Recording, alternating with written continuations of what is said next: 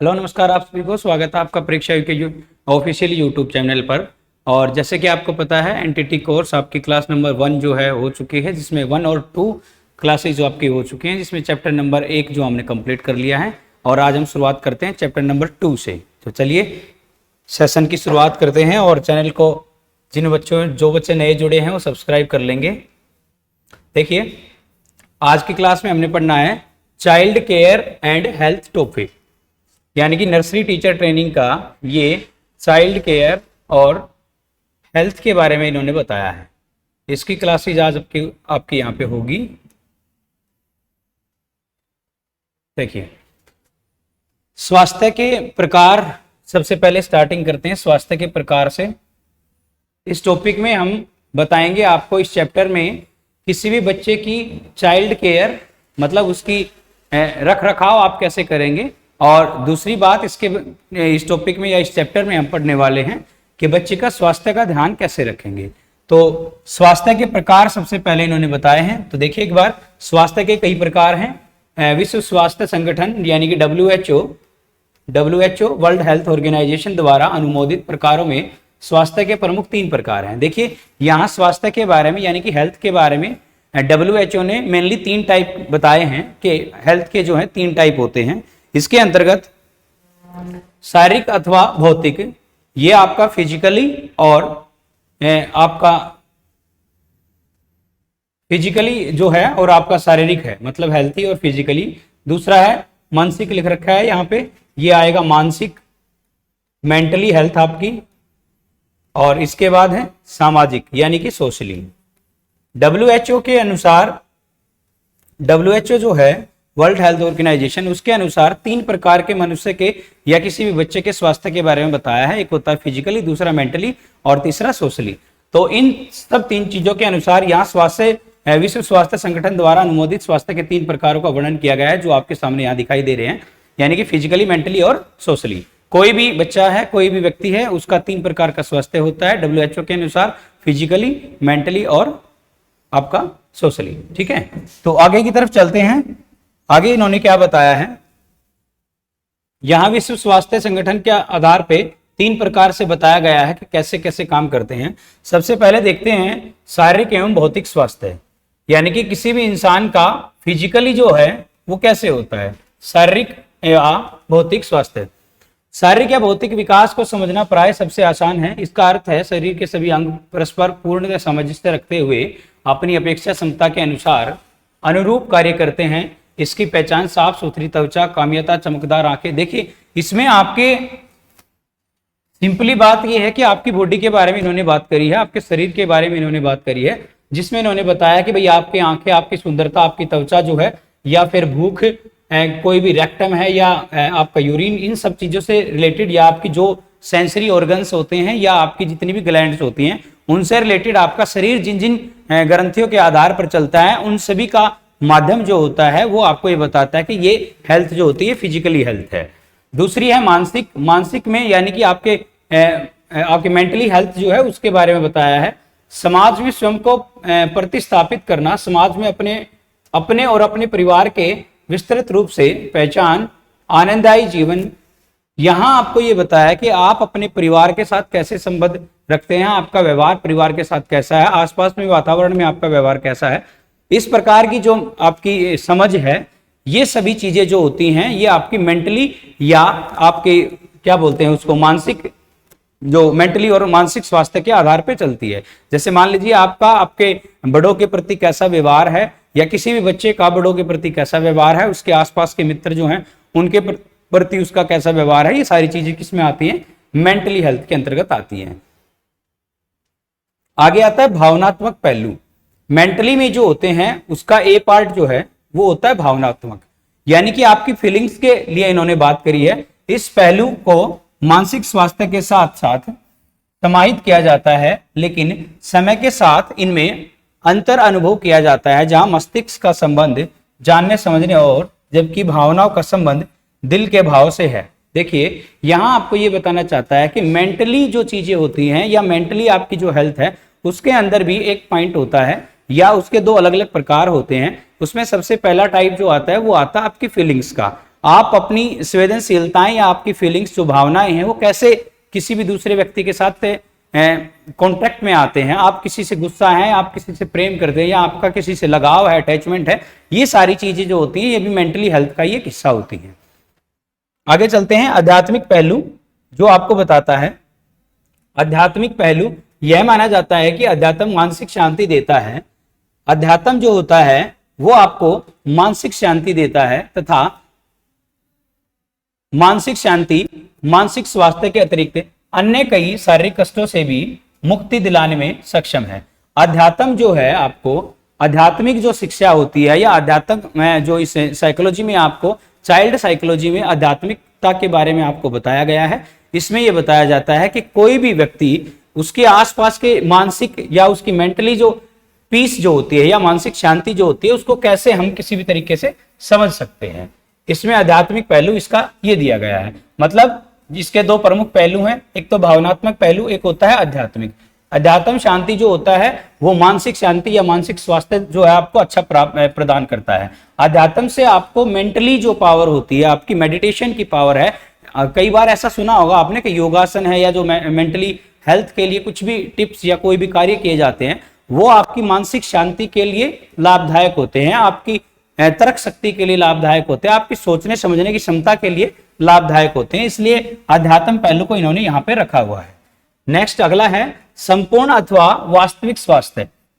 यहां ये बात करना चाह रहा है कि मेन वास्तविक यानी कि रियल में किसी भी व्यक्ति की हेल्थ या किसी भी बच्चे की हेल्थ रियल में क्या होती है, हेल्थ रियल में क्या होती है, इन सब जानकारियों को समाहित कर पूर्ण स्वास्थ्य को अग्र शब्दों में परिभाषित किया जाता है। संपूर्ण स्वास्थ्य मनुष्य की वह अवस्था है जिसमें उसके शरीर को प्रत्येक अंग तंत्र सही कार्य कर हो या मानसिक सोचना समझना, समायोजित निर्णय लेना या बाहरी समाज में उसका तालमेल बना रहे। देखिए वास्तविकता में स्वास्थ्य क्या है, वास्तविकता का जो स्वास्थ्य होता है वो इन तीनों चीजों को जोड़ता है। जो आपकी सोशली हेल्थ है उसको भी जोड़ता है, जो आपकी मेंटली हेल्थ है उसको भी जोड़ता है, जो आपकी फिजिकली हेल्थ है उसको भी जोड़ता है। ये तीनों चीजें आपस में इंटरकनेक्टेड हैं। इसी से आपका जो व्यक्तित्व है, इसी से आपका जो व्यवहार है वो बाहर की तरफ निकल के आता है या लोगों को प्रदर्शित होता है कि आप किस तरीके के इंसान हैं, किस तरीके की सोच आप रखते हैं। ये सारी चीजें जो होती हैं इसके अंदर बताई गई है।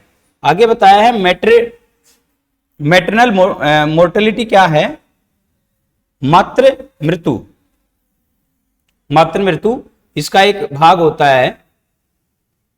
ये टॉपिक यहां पे थोड़ा सा गलत आ गया है, ये आगे आएगा, हम इसको आगे डिस्कस करेंगे, ठीक है। बाकी यहां देख लेते हैं। इसमें नॉर्मली आपको ये बताया गया है, यहाँ नॉर्मली आपको छोटा छोटा बता देता हूं शॉर्ट में इसका मामला क्या होता है। देखिए मातृ मृत्यु का मतलब होता है जो महिलाएं बच्चे को जन्म देते समय उनकी मृत्यु हो जाए। मतलब जब कोई भी महिला किसी भी बच्चे को जन्म देती है और उस जन्म देने के समय उनकी मृत्यु होने की दर जो होती है वो मैटरनिटी मोर्टेलिटी कहलाती है। जैसे ये मान लीजिए 1000 महिलाएं हैं, उनमें से कितनी महिलाएं इतनी हैं ऐसी हैं जिनकी बच्चे को जन्म देते समय मृत्यु हो जाती है। इसके बारे में बताया गया है। ये एक रेट होता है, ये एक दर होती है कि मतलब 1000 महिलाओं में से कितनी महिलाएं ऐसी हैं जो स्वस्थ बच्चे को जन्म देती हैं या स्वस्थता से दोनों को, मतलब दोनों जो चीजें हैं बच्चा और माँ ठीक ठाक तरीके से रहते हैं। इसमें बताया भी गया है, देख लीजिए आप, 1000 बच्चों के जन्म देने की प्रक्रिया में 3.5 औरतों की मृत्यु हो जाती है। विश्व स्तर पर बहुत अधिक है। ये बताया गया है कि भाई मातृत्व मृत्यु जो दर है वो अभी हाल फिलहाल में बहुत ज्यादा है। सन 2000 भारत को इस दर के 1.5 प्रति 1000 जीवित जन्म से नीचे लाना है। मतलब ये मैट्रिटिव जो मोर्टेलिटी है इसका मतलब ये होता है मातृत्व मृत्यु दर, और मातृत्व मृत्यु दर का मतलब होता है प्रति 1000 महिलाओं में कितनी महिलाएं ऐसी हैं जो अपने बच्चों को जन्म देती हैं। उस समय पे अगर वो स्वस्थ रहती हैं तो वो इस मृत्यु दर का हिस्सा नहीं बन पाती हैं, या उनको किसी प्रकार की कोई दिक्कत परेशानी होती है तो वो इसका हिस्सा होती हैं। और 3.5 इससे पहले बताया गया। और सन 2000 में 5% जीवित जन्म है, जहां लगभग 5 यानी कि 1000 अगर बात करेंगे, उत्तर प्रदेश का सबसे यहाँ पे दर सर्वाधिक है। दर सर्वाधिक का मतलब क्या होता है कि उत्तर प्रदेश में सबसे ज्यादा महिलाएं ऐसी हैं जो बच्चे को जन्म देते समय उनकी मृत्यु हो जाती है, उनका अलग अलग कारण होता है, वो आगे चल के हम बताएंगे आपको क्या क्या कारण है।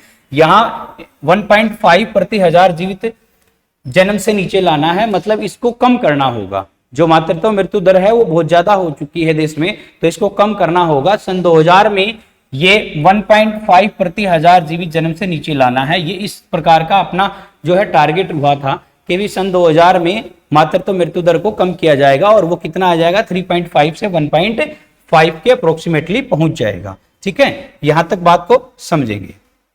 नेक्स्ट चलते हैं आगे। उत्तर प्रदेश की महिलाओं के स्वास्थ्य की स्थिति, यहां मैंने बताया था 1 मिनट पहले ही अभी बताया तुम्हें कि भाई इसके अंदर जो है जो उनकी हेल्थ होती है उस हेल्थ का काफी कुछ फर्क पड़ता है, जिसके कारण ये मातृत्व मृत्यु दर जो है बढ़ जाती है। बात समझे कि नहीं समझे? मातृत्व मृत्यु दर जो है वो ज्यादा इसलिए होती है कि उनकी हेल्थ जो होती है वो पर्टिकुलर ठीक नहीं होती है। यहाँ पे कुछ पॉइंट दिए हैं। 15 वर्ष होने तक 1/3 महिला लड़कियों का विवाह हो चुका होता है। मतलब ये कह रहे हैं इसका सबसे बड़ा कारण ये भी है, ये कुछ कारण बताए गए हैं, कुछ फैक्ट हैं जिनमें ये बताया गया है कि भाई अगर 15 वर्ष की कोई भी लड़की है, 15 वर्ष की लड़की जो है उसकी अगर आप शादी करते हैं या उसका विवाह जो होता है, अगर उसका विवाह टाइम से पहले होता है, मतलब 15 वर्ष का मतलब हो जाएगा नाबालिग, और ये एक सबसे बड़ा कारण है मैट्रिटो मोर्टेलिटी का, मातृत्व मृत्यु का। दूसरा कारण है प्रजनन की आयु 1/4 महिलाओं का ये वजन है, वजन 35 किलो से कम होता है। ये 35 किलो से वजन जो है जिनका कम होता है उनकी ग्रोथ में कहीं ना कहीं दिक्कत होती है, इसके कारण ये इसका हिस्सा बन जाती हैं। लगभग 20% महिलाएं कम से कम एक प्रकार की स्त्री प्रसूति रोग से पीड़ित होती हैं। इसमें यह बताया कि भाई अगर 100% की बात है तो 100% में से 20% महिलाएं ऐसी होती हैं जो किसी न किसी रोग से पीड़ित हैं। वो महिलाएं ऐसी हैं जो किसी न किसी तरीके से प्रसूति रोग का मतलब होता है जब उनको प्रेगनेंसी में कोई भी बीमारी होती है। इसमें ऐसा बताया गया कि 20% महिलाएं ऐसी हैं जो प्रेगनेंसी के टाइम पे जो उनको बीमारी होती है या प्रेगनेंसी जो डिजीज होती है अलग अलग टाइप की उनसे ग्रसित होती हैं, इसके कारण उनको मातृत्व मृत्यु दर का हिस्सा वो बन जाती है। थर्ड पॉइंट देखते हैं, यहाँ पे थर्ड हो गया, फोर्थ देखते हैं। 1/4 महिलाएं न चाहते हुए भी गर्भवती हो जाती हैं। ये देखिए ये अनचाही प्रेगनेंसी है। कुछ महिलाएं ऐसी हैं, मतलब 1/4 ऐसी महिलाएं हैं जो प्रेगनेंसी नहीं चाहती हैं और फिर भी अनचाही प्रेगनेंसी के कारण उनको वो गर्भवती हो जाती हैं, प्रेगनेंसी में आ जाती हैं। तो ये कारण भी एक माना जाता है कि भाई मातृत्व मृत्यु दर जिसके कारण बढ़ती हुई नजर आ रही है। उसके बाद हर 24वें मिनट में मातृ मृत्यु होती है। हर 24वें मिनट में भारत में हर 24वें मिनट में एक महिला मातृत्व मृत्यु रोग के कारण ग्रसित होती है, मतलब उसकी मृत्यु हो जाती है हर 24 मिनट में। आगे देखेंगे लगभग हर महिला रक्त अल्पता के शिकार है, केवल 27% को ही इसका इलाज मिलता है। यहां ये बात बताई गई है, आपको मैं बता देता हूं कि प्रेगनेंसी के टाइम पे ये जो चीज है ये बहुत ही ज्यादा उपयोगी होती है।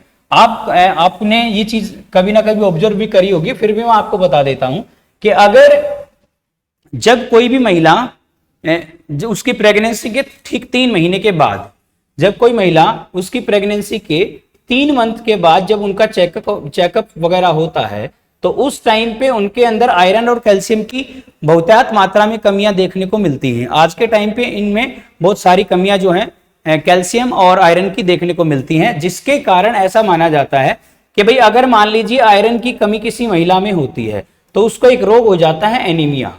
एनीमिया रोग जो होता है वो खून की कमी के कारण होता है, और इस खून की कमी के कारण जिन जिन लोगों को ये रोग हुआ है तो और अपने भारत में लगभग रेशो जो बताता है वो 27% ऐसा है कि भाई उन महिलाओं को वो चीज का मतलब इलाज के रूप में कोई भी प्रावधान जो है मिल पाए। 27% महिलाओं को ही इसका इलाज मिल पाता है। इसके अलावा कुछ महिलाएं जितनी भी महिलाएं ऐसी बची हैं उनमें से उनको ये इलाज नहीं मिल पाता है, और ये इलाज नहीं मिलता है तो इसका कारण वो मृत्यु हो जाती है। उस मृत्यु दर के अंदर इनका हिस्सेदारी बन जाती है। अगली है प्रजनन की आयु 75% महिलाओं को गर्भावस्था में जटिलताएं होने से संभावना करती है। मतलब 75% महिलाएं उनको कोई ना कोई परेशानी होती है इस गर्भावस्था में। यानी कि मतलब मैं बात करूं तो एक गेस्टेशन पीरियड होता है जो 9 मंथ का होता है। Gestation period in the sense जिसको हम गर्भावधि बोलते हैं, ये 9 महीने का टाइम होता है। इसमें अलग अलग प्रकार की जटिलताएं देखने को मिलती हैं और इन जटिलताओं के कारण भी मातृत्व मृत्यु दर होने का कारण होता है। ठीक है, ये उपरोक्त कारण हैं, इनको अत्यधिक आवश्यक है प्रजनन की प्रक्रिया के दौरान महिलाओं की पूर्ण देखभाल की जाए। ये सब कुछ फैक्ट यहाँ पे बताए गए हैं कि इनके कारण महिलाओं की मृत्यु हो जाती है, मातृत्व मृत्यु दर हो जाती है। तो इनसे हमें बचने के लिए या समाज को इनसे बचाने की हमें बहुत ज्यादा जरूरत है। तो इसके बारे में ये बातें बताई गई हैं और कि उपरोक्त कारण जो हैं इस चीज को मेंशन करते हैं। ये सब कारण हो सकते हैं जिनसे महिलाओं की मातृत्व मृत्यु दर बढ़ती जा रही है। यहाँ कुछ एक आंकड़े दिए गए हैं। विश्व स्तर पर मातृ मृत्यु दर मतलब आपको पूरे विश्व के आधार पर ऐसा बताया गया कि कौन से देश में कितनी मातृत्व मृत्यु दर है। ये प्रति 1 लाख जीवित जन्म है, मतलब 1 लाख जीवित जन्म के आधार पर विकासशील देश जो होते हैं उनमें 370 महिलाएं, विकसित देश 26, Oceania 600, Latin America 630, Asia 200, Europe में 380, उत्तरी अमेरिका में 23 और पूरे विश्व के आधार पे रेशो निकालेंगे तो आप 12। ठीक है, तो ये रेशो कुछ दिया गया है जिसमें अलग अलग देशों के बारे में इन्होंने बताया है। नेक्स्ट हम चलते हैं, यहां पे कुछ विशेष कारण बताए गए हैं कि भाई मेटर्निटी मोर्टेलिटी के क्या क्या कारण हो सकते हैं। यहां पे आपको ये बताया गया है मातृत्व मृत्यु दर के मुख्य रूप से क्या कारण होते हैं। मृत्यु के कई कारण होते हैं जिनका विश्लेषण आवश्यक है। मृत्यु के कारणों को 2 भागों में बांटा गया है, यहाँ मेंशन किया गया है 2 अलग अलग भागों को। आपको अब यहां ये बताने की कोशिश कर रहे हैं कि भाई ये मातृत्व मृत्यु दर होती क्यों है। इसके 2 मेन कारण जो है WHO ने बताए हैं। एक होता है मेडिकल केसेस, दूसरा होता है सोशल केसेस।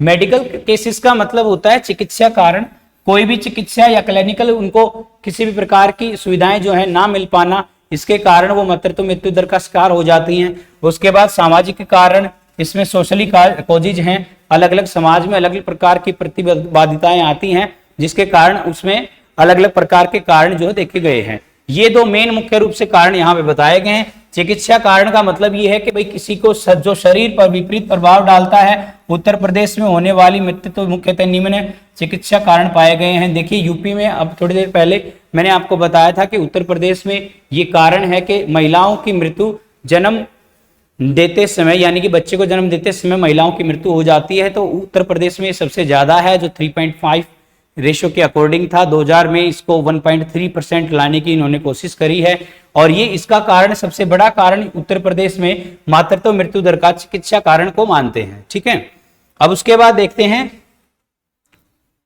सीधे कारण क्या है। अब सीधे कारण का मतलब ये है भाई अगर मान लीजिए उसका ब्लड फ्लो 18.6 के आधार पे कुछ चिकित्सा के आधार पे कुछ चीजें मेंशन की गई हैं। यहां देख लीजिए गर्भावधि की विषमता 12.6, नाल बाहरने आना 6.0, ये कुछ स्पेसेस 12.0, अत्यधिक रक्त स्राव का मतलब होता है ज्यादा मात्रा में ब्लड का फ्लो हो जाना। ये अलग अलग कुछ चिकित्सा के कारण बताए गए हैं जिनसे सीधे सीधे मुख्य रूप से इन कारणों को मेंशन किया गया है। वैसे तो बहुत सारे कारण होते हैं मातृत्व मृत्यु दर के, लेकिन यहाँ पे चिकित्सा के तौर पे इन 3-4 कारणों को प्रमुख रूप से मेंशन किया गया है। उसके बाद है अन्य प्रभावित करने वाले कारक क्या हैं। देखिए भाई ये अलग अलग कॉजेज हैं, इसके अलावा भी कुछ कारण बचते हैं, वो देखिए वो क्या क्या हैं।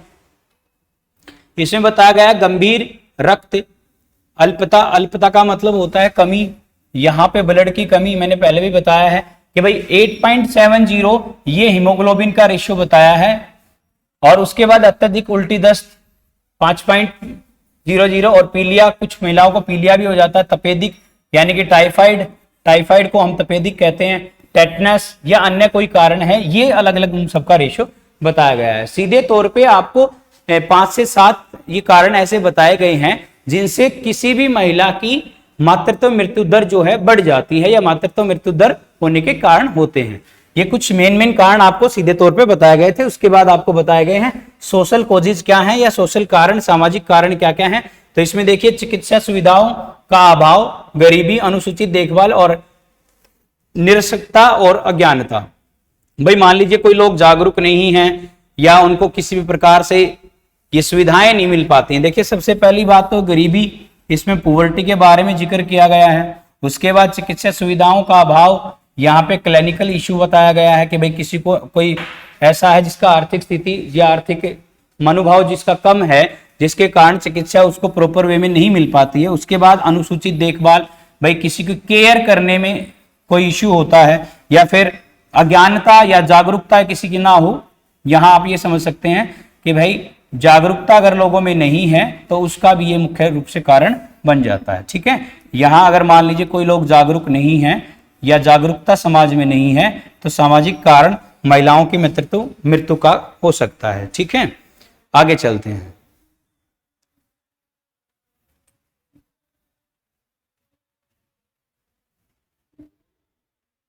अब इसके बाद देखिए इनमें से कुछ और कारण बताए गए हैं और ये कारण आपको बताते हैं प्रतिशत के आधार पर। कुछ महिलाएं ऐसी हैं, यहां पे बताया गया घर की देखभाल का कोई न था तो 6.3% ऐसी महिलाओं की मृत्यु हुई। पैसा उपलब्ध नहीं था तो 16.0 की। अचानक से किसी की मृत्यु हो जाए 41.0। महिला ने जाने से इनकार किया हो, कहीं भी हॉस्पिटल वगैरह में जाने से इनकार कर दिया, लापरवाही इसका कारण हो सकता है। महिला गंभीर रूप से पीड़ित नहीं थी तो 22.0। ये कुछ निम्न मुख्य कारण हैं जिनमें बताया गया है ये इस प्रकार से महिलाओं को मैटरनिटी जो है दर बढ़ती जा रही है। यहां पे एक बीमारी आ गई है स्मॉल पॉक्स यानी कि चेचक। ये एक कम्युनिकेबल डिजीज है। मैं आपको थोड़ा सा एक बार WHO के बारे में बता देता हूं कि WHO क्या कहता है। एक सिंपल सी बात को आप समझिए, सिंपल सी बात आपके सामने मैं रखता हूं कि WHO क्या कहता है। WHO ने ये बोला कि कोई भी व्यक्ति फिजिकली, मेंटली और सोशली अगर वो फिट नहीं है वो बीमार है। तो WHO के अनुसार इन डिजीज को अलग अलग भागों में बांटा गया है। वैसे तो डिजीज 3 प्रकार की होती, मेनली 2 प्रकार के होते हैं, फिर 2 में अलग अलग प्रकार है। देखिए एक बीमारी तो होती है जेनेटिक्स। ये आपको मैं डिजीज के कुछ टाइप बता रहा हूं कि बीमारी कैसे कैसे लोगों में फैलती है। डिजीज के कारण कुछ हैं, एक होता है जेनेटिक्स, दूसरा होता है एक्वायर्ड। एक होता है जेनेटिक डिजीज, दूसरा होता है एक्वायर्ड डिजीज। जेनेटिक डिजीज का मतलब क्या है कि ऐसी बीमारी जो आपको जन्म से मिली हो, इसको हम कहते हैं आनुवांशिक बीमारी। ये आनुवांशिक है। जेनेटिक का मतलब हो गया आनुवांशिक, ये आपको जन्म से ही मिली है। उसके बाद एक्वायर्ड का मतलब होता है संक्रमण के द्वारा या अर्जित की जाती। ये बीमारी ऐसी है जिसको लोगों ने अर्जित कर लिया है।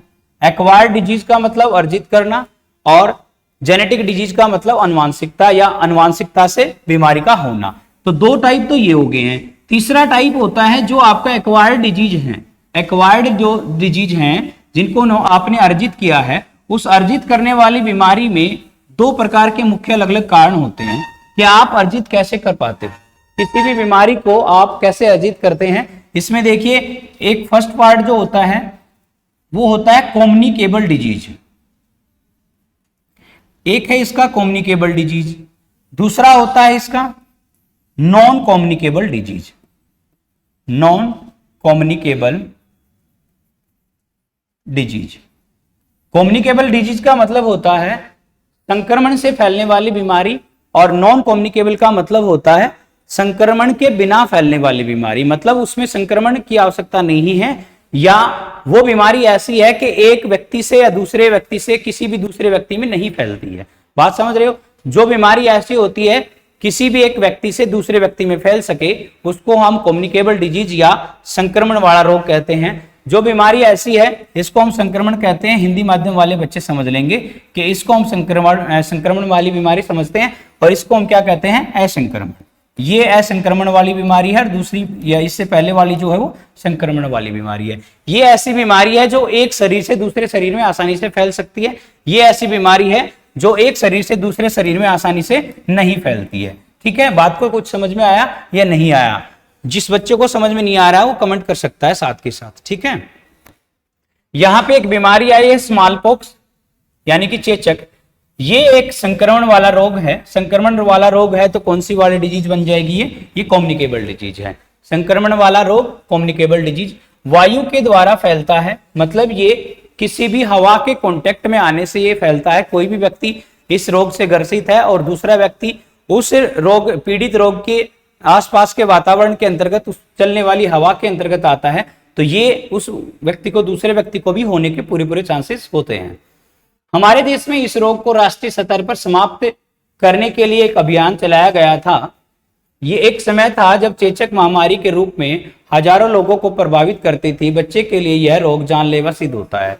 भाई चेचक जो रोग होता है, यानी कि स्मॉल पॉक्स जो रोग है, वो एक कम्युनिकेबल डिजीज है। यहाँ ऐसा बताया गया है कि ये कम्युनिकेबल डिजीज है और ये किसी भी व्यक्ति से दूसरे व्यक्ति में हवा के माध्यम से भी फैल सकती है। और एक बात मैं आपको बताना चाहूंगा कि जो बीमारी ऐसी है जो हवा के ही माध्यम से किसी दूसरे व्यक्ति में फैल जाए, तो वो अपने आप में बहुत ही ज्यादा संक्रमण वाली बीमारी होती है। और ये स्मॉल पॉक्स भी बहुत ही ज्यादा संक्रमण वाली बीमारी, इसलिए ऐसा बताया गया है कि ये रोग जो होता है छोटे बच्चों के लिए जानलेवा साबित हो सकता है। ठीक है, अब इस रोग के कुछ कारण क्या है? ये विषाणुओं के द्वारा फैलती है। विषाणु इन द सेंस अगर मैं बात करूंगा तो ये वायरस से होने वाला रोग है। सांस के साथ इस रोग के रोगाणु गले, नाक, ये नाक आएगा भाई, यहां पे नाम लिखा हुआ है, मिसप्रिंट हो गया, कान, इस रोग से विषाणु चमड़ी पर होते हैं। इनमें मवाद पड़ जाता है, धीरे धीरे फफोले सूखने लगते हैं और ये फफोलों की पपड़ी सूखने तथा सड़ने लगती है। भाई इसमें ये बताया गया कि इसका मुख्य कारण क्या है या लक्षण क्या है। ये जो रोग है इसका मुख्य लक्षण क्या होता है? इसके अंदर कोई भी व्यक्ति अगर तबीयत चेचक से या स्मॉल पॉक्स से ग्रसित है तो उस व्यक्ति को ये बीमारी जो है किसी भी हद तक ले जा सकती है और उस व्यक्ति को किसी भी हद तक जानलेवा उसके लिए साबित हो सकती है। उसके कुछ कारण या सिम्टम जो यहाँ पे बताए गए हैं, लक्षण कुछ उस बीमारी के यहाँ पे आपको मेंशन किए गए हैं कि भाई ये विषाणु से होने वाला रोग है, विषाणुओं के द्वारा फैलता है, चमड़ी पर ज्यादा असर करता है और चमड़ी पर असर करता है तो उससे बड़े बड़े फफोले जो है वो बना देता है और वो धीरे धीरे सूखने लगते हैं, जिससे उसका मृत्यु होने के पूरे चांसेस होते हैं या बहुत ही ज्यादा खतरनाक उसके लिए या उसके शरीर के लिए एक ये बहुत ही ज्यादा डेंजर फील कराता है, हानिकारक होता है। इसके बाद कुछ ऐसे आपको बताए गए हैं टॉपिक या कुछ ऐसे पॉइंट आपको दिए गए हैं जो आपको ये बताते हैं कि चेचक रोग कैसे किसी भी दूसरे शरीर में प्रवेश करने के बाद रोगी में ये लक्षण हो जाते हैं। अगर मान लीजिए चेचक रोग एक शरीर से दूसरे शरीर में पहुंच जाता है तो उससे किसी दूसरे व्यक्ति को क्या क्या लक्षण दिखाई देते हैं या जिस व्यक्ति को ये लक्षण दिखाई देते हैं चेचक रोग के, वो व्यक्ति जल्दी से जल्दी अपना उपचार करवाने के लिए सामर्थ्य जरूर उसको रखना चाहिए, क्योंकि ये बीमारी जो है बहुत ही ज्यादा खतरनाक है। देखिए, नाक बहने लगती है, यानी कि जो कोल्ड है, जुकाम वगैरह वो हो जाता है। ठीक है, रोगी के शरीर में दर्द होने लगता है, भाई बॉडी में पेन होना शुरू हो जाता है। उसके बाद 3 दिन के बाद शरीर पर दाने निकलते हैं, मतलब छोटे छोटे स्केयर्स जो होते हैं, छोटे छोटे बबल्स जो है शरीर पर होने शुरू हो जाते हैं। ये भी एक कारण है। 103 से 104 डिग्री तक बुखार आ जाता है। भाई 103 से 104 जो बुखार होता है ना, बहुत ही ज्यादा हैवी जो आपको फीवर है वो हो जाता है। इस रोग में ये बहुत ही ज्यादा हाईली फीवर वाला रोग है। ये बहुत ही ज्यादा गंभीर रूप से किसी भी व्यक्ति को बीमार करने के लिए 103-104 डिग्री बुखार जो होता है वो काफी होता है। बात समझ गए? आगे देखते हैं, इसके उपचार की बात करेंगे। अब यहाँ पे ये उपचार कैसे होता है। चेचक एक गंभीर रोग है। इस रोग से बचने के लिए निम्न उपचार दिए गए हैं। यहाँ पे ये कुछ आपको ट्रीटमेंट जो है बताए गए हैं कि भाई कैसे कैसे इसके लिए ट्रीट किया जाता है किसी व्यक्ति को। अगर कोई व्यक्ति ऐसा है जो चेचक रोग से ग्रसित है तो उसको कैसे बचाया जा सकता है। देखिए, सबसे पहला यह पता लगाने, घर में किसी व्यक्ति या बालक को चेचक निकल रही है तो उस व्यक्ति को अन्य व्यक्तियों से संपर्क में आने से बचाना चाहिए। भाई एक व्यक्ति को अगर चेचक है तो दूसरा व्यक्ति उसके कांटेक्ट में आता है तो उसको उसके कांटेक्ट में आने से रोकना चाहिए। ये सबसे पहला कारण है। दूसरा है, चेचक की कोई औषधि नहीं होती है, अतः उत्तम से उत्तम परिचर्चा देखभाल ही एकमात्र इलाज है। ये बात बहुत ही ज्यादा नोट डाउन करने की है कि चेचक ऐसा रोग है, इसका आपको कोई भी ज्यादा सॉलिड जो है इस प्रकार से इलाज नहीं मिलेगा कि आपने सिर्फ ये दवा खाई या ये इस प्रकार का इंजेक्शन या टेबलेट ली तो आप ठीक हो जाओगे। इसमें देखभाल ही सबसे बड़ा कर्तव्य है या देखभाल ही सबसे बड़ा उपाय है। उसके बाद रोगी को हल्का भोजन मिलना चाहिए या उसको जो रोग से ग्रसित व्यक्ति है उसको भोजन जो है वो हल्का लाइटली भोजन देना चाहिए जो जल्दी से डाइजेस्ट हो सके। ठीक है। उसके बाद रोगी के बर्तन अथवा उपयोग की गई वस्तु कीटनाशक घोल से धोकर, मतलब उसके द्वारा कोई भी वस्तु ऐसी है जिसका उसने प्रयोग किया है तो उसको किसी भी कीटनाशक दवाई वगैरह या इस प्रकार की दवाई से या इस प्रकार के डिटर्जेंट से उसको साफ करना चाहिए ताकि उसके अंदर फैलने वाले जितने भी विषाणु हैं वो सभी के सभी साफ हो जाएं। ठीक है। उसके बाद रोगी की व्यवस्था अलग कमरे में करनी चाहिए, ये उसके लिए है। यहां पे कुछ बातें ये जो मैंने बताई हैं वो ये बातें हैं कि अगर कोई व्यक्ति ऐसा है जिसको चेचक रोग हो गया है तो उसको क्या करना चाहिए ताकि वह रोग दूसरे लोगों तक ना पहुंचे। ठीक है। उसके बाद प्रतिबंधक उपाय, इसको रोकने के लिए क्या किया जाएगा, इस रोग को रोकने के लिए क्या किया जाना चाहिए। ये एक महामारी के रूप में फैलता है, इसके बचाव के लिए जन्म से ही टीका लगाना चाहिए। चेचक का वैक्सीन टीके द्वारा शरीर में प्रवेश करा देने से पूरे शरीर में चेचक का प्रतिरक्षण हो जाता है। साथ में उस स्थान पर जहां टीका लगा होता है फफोले उठकर मवाद से भरकर धीरे धीरे सूख जाता है। एक बार टीके से 5 से 10 वर्ष तक के लिए प्रतिरक्षा हो जाता है। देखिए यहां मैं आपको एक थोड़ी सी एडिशनल जानकारी देता हूं जो आपके एनटीटी के डिप्लोमे जो आपका सिलेबस कर रहे हो उस सिलेबस के साथ साथ मैं आपको कुछ जहां पे भी मेरे को जरूरी लगेगा मैं आपको एडिशनल जानकारी जरूर दूंगा। देखिए 1976 में एडवर्ड जेनर के द्वारा 1976 में एडवर्ड जेनर नाम के एक साइंटिस्ट हैं, एडवर्ड जेनर, उनके द्वारा चेचक के टीके का इस्तेमाल किया गया था। तो ये जो बातें मैं आपको बता रहा हूं ये एडिशनल बातें हैं, इसको आप अपनी कॉपी में नोट डाउन कर लेंगे जब भी आप क्लास लेते हैं। तो ये कुछ ऐसी चीजें जिसको आपने नोट डाउन करना है। 1976 में एडवर्ड जेनर के द्वारा चेचक के टीके का इस्तेमाल या उसकी वैक्सीन की खोज की गई थी और इसी व्यक्ति को एडवर्ड जेनर को चिकित्सा का जनक भी बोलते हैं। भारत में चिकित्सा का जनक यानी कि फादर ऑफ वैक्सीनेशन, इंग्लिश वाले समझेंगे फादर ऑफ वैक्सीनेशन किसे कहा जाता है तो एडवर्ड जेनर को। एडवर्ड जेनर के द्वारा 1976 में चेचक के टीके का आविष्कार किया गया था और इसी के कारण इनको प्रतिरक्षा या चिकित्सा का जनक माना जाता है। ठीक है। आगे की तरफ चलते हैं। इसमें दूसरी बात बताई है शिशु को पहले 3 माह के भीतर ही ये टीका लगवाना चाहिए। जब बच्चा जन्म लेता है तो उसके 3 महीने के अंतराल में ये जो इंजेक्शन है लगवा लेना चाहिए। दूसरा टीका बच्चे को 3 वर्ष की आयु पूरी कर लेने के बाद लगवाना चाहिए। चेचक फैलने की दशा में इस टीके को प्रत्येक व्यक्ति को लगवा लेना चाहिए। मतलब ये बात आपको ये बता रहा है कि भाई जो आंगनबाड़ी वगैरह हैं ये आपको इसलिए पढ़ाई जा रही है कि आपको जब आप इन फ्यूचर एनटीटी के कोर्स से आप किसी भी जगह पे पोस्टिंग होंगे जहां पे आप नौकरी करेंगे वहां आपको इन चीजों के बारे में नॉलेज होनी चाहिए कि ये जो रोग हैं ये कैसे कैसे होते हैं और किस किस प्रकार से इन चीजों की रोकथाम की जाती है। ये लोगों को जागरूक करना आपका भी काम होगा। जैसे आप यहाँ पे पढ़ रहे हो वैसे आपको जब आप भर्ती हो जाओगे तो आपको अलग अलग लोगों को अलग अलग तरीके से जहां पे भी आप होगे उन सबको बताना पड़ेगा इस प्रकार की बीमारियों से कैसे बचा जाएगा। मनुष्य को अपने शरीर और स्वास्थ्य सचुलायम बनाने के लिए शक्ति और गर्मी की आवश्यकता होती है। यह गर्मी कुछ तत्वों के से प्राप्त होती है जो शरीर को भोजन के रूप में प्राप्त होते हैं। शरीर में उतना भोजन डाला जाए उतना ही शक्ति प्राप्त होती है जितना उस भोजन के तत्वों में है। देखिए ये तो भोजन के बारे में बता रहा है कि आप कोई भी रोगी है उसको कैसा भोजन देंगे, भोजन किस प्रकार का होना चाहिए और किस प्रकार से कोई भी व्यक्ति कोई भी बीमारी से ग्रसित है तो उसको हल्का ही भोजन दिया जाना चाहिए ताकि वो जल्दी से डाइजेस्ट हो जाए। इसमें कुछ प्रकार के वातावरण में ये आपको यहाँ से इससे पहले ऊपर वाली जो बीमारी है ये आपको चेचक के रोग से अवगत करवाती है कि चेचक कैसा रोग है, किस प्रकार की बीमारी है, कैसे फैलती है, एक व्यक्ति से दूसरे व्यक्ति में कैसे फैलती है। तो इससे आगे का जो टॉपिक होगा वो होगा आपका भोजन से रिलेटेड, फूड से रिलेटेड जो टॉपिक होगा वो नेक्स्ट टॉपिक होगा और इसको हम नेक्स्ट क्लास में अपने में करेंगे।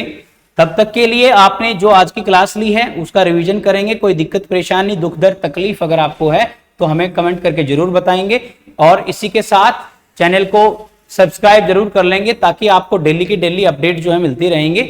और यहां तक की जो क्लासेस हैं आपको 3 क्लासेस आपकी हो चुकी हैं, रेगुलर बेसिस पे आपको क्लासेस मिलेंगी। सिलेबस आपका जल्दी से जल्दी कराने की पूरी हमारी कोशिश रहेगी। Thank you so much.